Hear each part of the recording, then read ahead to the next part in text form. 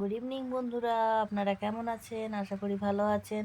সোমাসন্ধির আরেকটা নতুন ব্লগে আপনাদেরকে অনেক অনেক স্বাগত। আমি সোমা, আপনাদের জন্য নিয়ে এসেছি আরেকটি নতুন ব্লগ। আর আজকে আমার হাজব্যান্ডের ছুটি ছিল বলে আমরা বেরিয়ে পড়লাম একটু ঘুরতে যাওয়ার জন্য। ছেলেটা ছোট তো, বাইরে বেরোলে একটুতেই ঠান্ডা লেগে যাচ্ছে।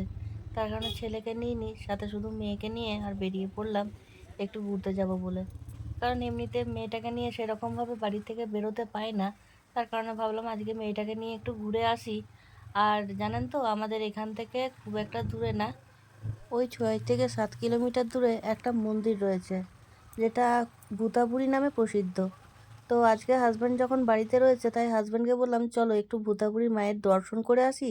আর সেখানে গিয়ে আমার যত ভিউয়ার্স আছে তাদেরকেও দেখিয়ে নিয়ে আসি। আর সেখানে গেলে এত সুন্দর পরিবেশ যে সেখানে ভিডিও করার মতো বেশ দারুণ জায়গা রয়েছে। তো কয়েকটা দিন ধরে না সেরকমভাবে রিলস বানাতে পারছিলাম না, তাই ভাবলাম ওখানে গিয়েই কয়েকটা রিলস বানিয়ে আসি। তো চলুন, সাথে আপনাদেরকেও নিলাম। আগে জানেন তো, মানুষজন কিন্তু এই রাস্তাটা দিয়ে আসতে এত ভয় পেত, ধারণা করতে পারবেন না। আর এটা হচ্ছে হীরাপুর গার্লস স্কুলটা পেরিয়ে যে সামনের রাস্তাটা যাচ্ছে সেই রাস্তাটা। আর যে রেল লাইন গেটটা দেখলেন, সেই রেল লাইনটা হচ্ছে শুধুমাত্র ইস্কোর যে মালগাড়িগুলো যাতায়াত করে সেই গাড়িগুলো যাতায়াত করে, বাকি আর অন্য কোনো ট্রেন যাতায়াত করে না। আর এই রাস্তাটা এতটাই ফাঁকা ছিল যে মানুষজন না সেরকমভাবে পারাপার করতে পারতো না। এই রাস্তাটা দিয়ে যে গ্রামটা পড়বে সেটা হচ্ছে সামডি, আর ওর পাশে রয়েছে বনগ্রাম। কিন্তু সেই গ্রামগুলোর যে মানুষগুলো যাতায়াত করতো, তারা কিন্তু সন্ধ্যের দিকে সেরকমভাবে যাতায়াত করতে পারতো না, কারণ সেরকম তো ঘরদোর ছিল না, যাতে করে ভয়টা বেশি পেত। তাই যখন মানুষজন অনেকগুলো জড়ো হতো একসাথে, তারপর কিন্তু মানুষ যাতায়াত করতো। দেখতে পাচ্ছেন এখনও অনেকটা জায়গায় কিন্তু ফাঁকা রয়েছে, দুই পাশেই শুধুমাত্র গাছপালা দাঁড়িয়ে রয়েছে, খা খা করছে রাস্তা। খুব একটা মানুষজনের ঢল নেই, যেহেতু এই দিকটা গ্রাম্য পরিবেশ, সেই জন্যই এই দিকটা এতটা ফাঁকা। কিন্তু এই ফাঁকা পরিবেশটা যখন দেখতে বেশ সুন্দর লাগছে, দুপাশে শুধু গাছ। আর এখানে দেখছেন, এটা হচ্ছে গ্যাস প্ল্যান্ট।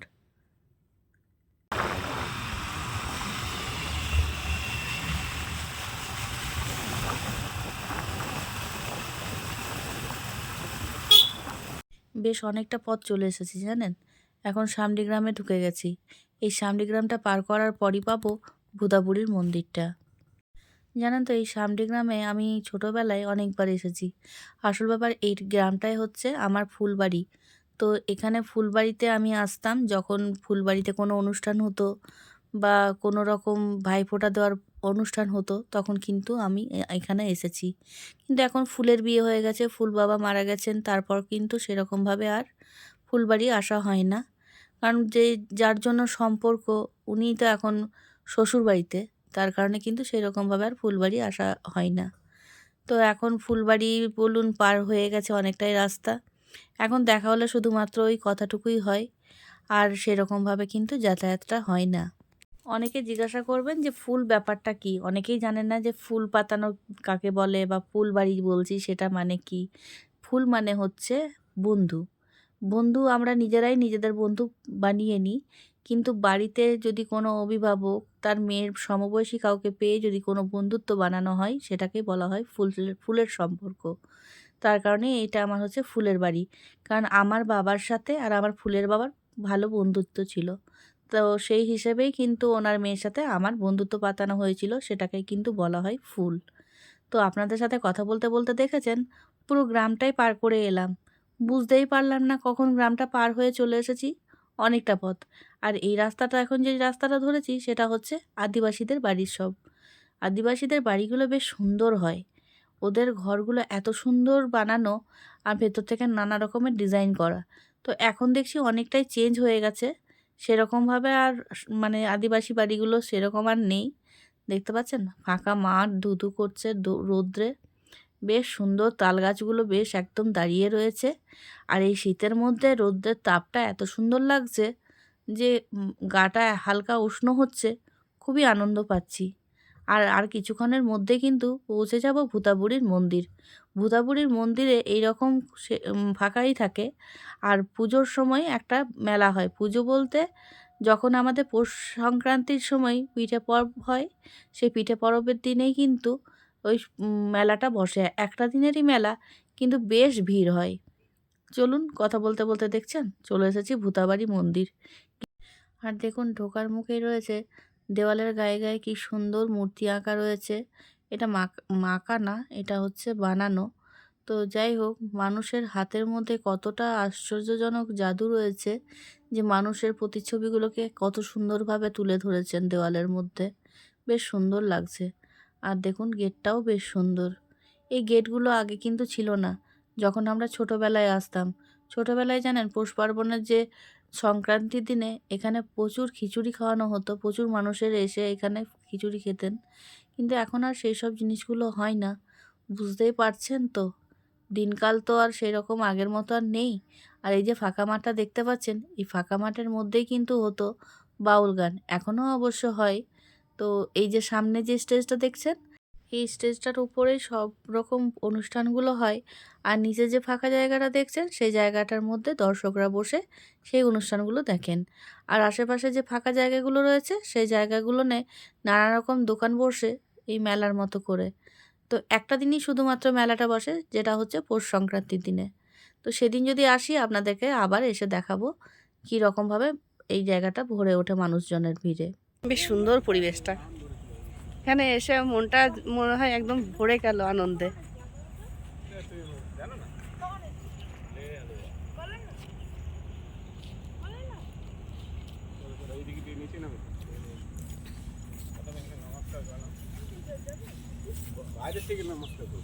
হ্যালো বন্ধু, হাই গাইস, কেমন আছো তোমরা? আমরা এসে গেছি একটা মাতৃ দর্শনে, যার নাম হচ্ছে ভূতাবুড়ি। ভেতরে ঢুকবে না? না, ভেতরে একদম ভেতরে উঠবো না তো, খাবার খেয়ে এসেছি, এখন কি আর করা যায়?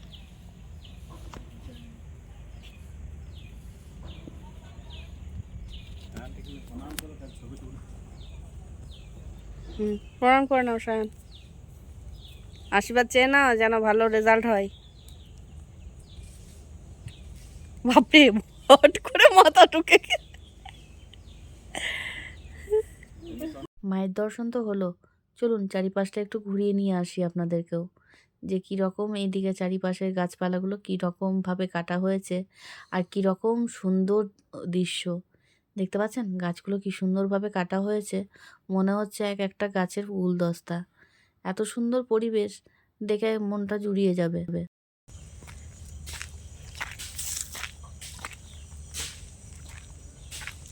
অনেকটা পার্কের মতো ভিউটা, কিন্তু এটা পার্ক না, এটা একটা ভূতাবুড়ি মায়ের মন্দির। এখানে বেশ সুন্দর একটা পরিবেশ। তো চলুন, ভাবলাম এলাম যখন এতটা, তো একটু নদীটা আপনাদেরকে দেখিয়ে দিই। সামনেই নদী, জানেন নদীটা আপনারা বুঝতে পারছেন কিনা বুঝতে পারছি না, একটু সামনে গেলে বুঝতে পারবেন যে নদীটা বেশি দূরে না, এখানে সামনেই নদীটা। কি সুন্দর দেখেছেন এক একটা গাছ কীরকমভাবে সাজানো গোছানোভাবে লাগানো, এত সুন্দর দেখতে লাগছে। আর এই জায়গাটা দেখে কেউ বলবে না যে পার্কের কোনো অংশে কম। তো এইখানে তো এখন আপাতত কোনো রকম প্রবেশ মূল্য নেই, পরবর্তীকালে হয়তো প্রবেশ মূল্য হতেও পারে। আর আমাদের আজকে আসার উদ্দেশ্য হচ্ছে কয়েকটা রিলস বানানোর জন্য, কারণ এখানের জায়গাটা এত সুন্দর, না রিলস বানিয়ে পারবো না। আর জানেন এখানে সামনে নদী হওয়ার কারণে নদীর পাশে যে জায়গাটা রয়েছে, সেই জায়গায় মানুষ এখন পিকনিকের জায়গা হিসেবে বেছে নিচ্ছে। অনেক দূর দূরান্ত থেকে এসে মানুষ এখানে কিন্তু পিকনিক করার আশায় ছুটে আসছেন, পিকনিক করার আশায়। এখানে এসে মনটা শান্তি হয়ে যায়। আর এখানের ভিউটা এত সুন্দর যে সামনে থেকে যেমন নদীটাকে দেখা যায়, আবার নদীর সাথে সাথে আবার পাহাড়টাকেও দেখা যায়, বিহাইনাথ পাহাড়টা। হ্যাঁ, একটু এগিয়ে গিয়ে চলো, একটু দেখিয়ে দিই। হ্যাঁ, একটু সামনে গিয়ে একটু দেখিয়ে দিই। এখন নদীতে সেরকমভাবে জল নেই, নিচে নামবো না বাবা, অনেকটা চলো না। না না না না, সেখান থেকে দেখিয়ে দিই। অনেকটা নামতে গেলে বুঝতে পারছো তো, অনেকটা ঢাল। কি সুন্দর লাগছে না? আর ওই যে দূরে দেখা যাচ্ছে বিহাইনাথ পাহাড়, দেখুন কি সুন্দর ভিউটা, দারুণ লাগছে না? পাহাড়, পাহাড়ের কোলে জঙ্গল, তার নিচে আবার নদী বয়ে যাচ্ছে, বেশ সুন্দর দৃশ্য। ক্যামেরাবন্দি না করে পারলাম না। আর আপনাদের দেখতে কেমন লাগছে সেটাও কিন্তু জানাতে ভুলবেন না। দেখুন পরিবেশটা কি শান্ত পরিবেশ, বেশ সুন্দর ভিউটা, গাছপালায় ভর্তি। চলুন এবার বাকি অংশটা দেখা যাক। আয়শান, সায়ন এখন ছবি তুলতে ব্যস্ত হয়ে গেছে। কেমন ঘুরলে সায়ন? খুব মজা হলো বলো? খুব মজা করলাম, অনেক রিলস বানালাম। এবার বাড়ি যাচ্ছি। কি দারুণ জায়গাটা, এই জায়গাটা আবার আসবো। দেখি একবার পিকনিকের জন্য প্ল্যানিং করছি, দেখি জানি না কতটা কি সম্ভব হবে, চেষ্টা করব এখানে আসার। বেশ সুন্দর লাগলো জায়গাটা। কেমন লাগলো? বিউটিফুল। চলো, মেয়ে চলে গেছে আগে, এখন বলছে তোমরা আসো তাড়াতাড়ি। তো যাই, তাড়াতাড়ি উঠে যাই।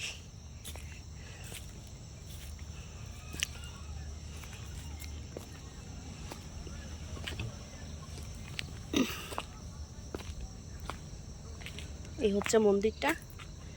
এবার মন্দিরের থেকে এবারে বেরিয়ে যাব।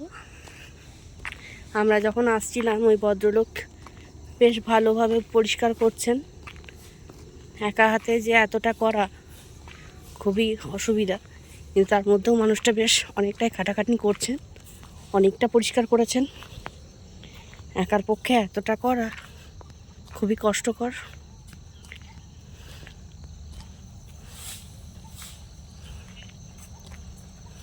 সুন্দর গাছগুলো কাটা হয়েছে, দেখতে বেশ সুন্দর লাগছে।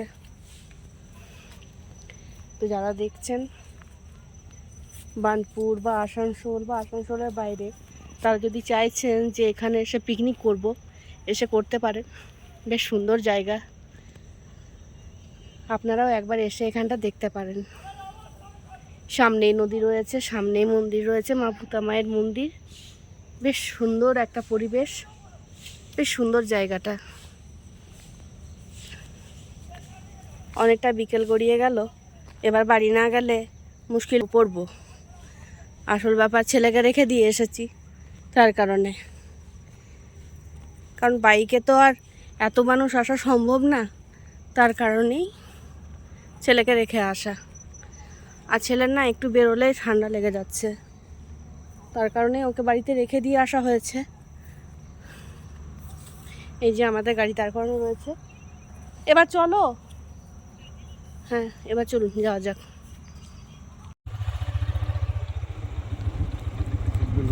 টাটা। টাটা ভূতাবুড়ি মন্দির, ভূতামা। আবার আসবো। হর হর মহাদেব। হর হর মহাদেব। জয় বাবা ভূতনাথ। জয় বাবা ভূতাবুড়ি। এই গেট বন্ধ করে দিবি? হ্যাঁ গো, তাহলে কোন দিকে যাবো? কি জানি, খোলা আছে তো।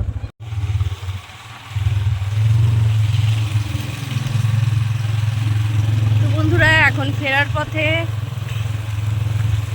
আজকের মতো ব্লগটি আমি এখানেই শেষ করছি। দেখা হবে পরবর্তী আরেকটা নতুন ব্লগের সাথে। আমার ব্লগগুলি যদি ভালো লেগে থাকে প্লিজ একটা লাইক কমেন্ট শেয়ার করে জানাতে ভুলবেন না আমার ব্লগগুলো আপনাদের কেমন লাগছে, আর আপনারা কী ধরনের ব্লগ দেখতে চাইছেন সেটাও কিন্তু কমেন্ট করে জানাতে ভুলবেন না। তো বন্ধুরা আজকে এখানেই শেষ করছি, দেখা হবে খুব শীঘ্রই। আপনারা ভালো থাকবেন, সুস্থ থাকবেন, সাবধানে থাকবেন। Tata, bye bye.